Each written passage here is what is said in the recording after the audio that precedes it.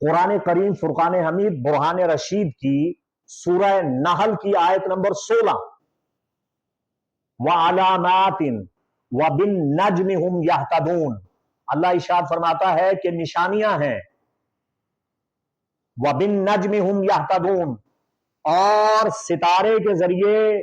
ہدایت حاصل کریں گے، لوگ ستارے کے ذریعے ہدایت حاصل کریں گے۔ آپ چاہے کسی بھی مکتبہ فکر سے تعلق رکھتے ہیں، اگر آپ مسلمان ہیں اور آپ قرآن میں غور و خوض کرتے ہیں اور قرآن کو آپ اپنا ہادی رہنما پیشوا مانتے ہیں اور قرآن کی تفاسیر کو آپ نے پڑھا ہے، کھنگالا ہے، تو آپ کو یہ علم ہونا چاہیے کہ جمی ائمہ مفسرین نے یہاں نجم ستارے سے مراد کیپریکون یعنی برج جدی کو لیا ہے، جدی ستارے کو لیا ہے۔ جدی ستارہ وہ ہے جس کے ذریعے قبلہ کا تعین کیا جاتا ہے اور ہدایت لی جاتی ہے۔ امام قرطبی، امام آلوسی، امام جلال الدین سیوطی، امام فخر الدین رازی و دیگر جمی ائمہ مفسرین، بیضاوی نے اور امام نصفی نے سب نے لکھا ہے کہ وَبِالنَّجْمِ هُمْ يَهْتَدُونَ سے مراد ہدایت دینے والا ستارہ یا فرقد ہے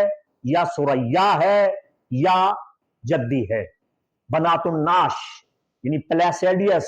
یہ وہ ستارے ہیں جو انسان کو ہدایت دیتے ہیں۔ ستارے ہدایت دیتے ہیں اور انسان ان سے ہدایت حاصل کرتے ہیں۔ اسی طرح اگر ہم قرآن عظیم فرقان حمید کا مطالعہ کرتے چلے جائیں تو ہمیں بہت سی ایسی آیات بینات ملتی ہیں۔ دیکھیے،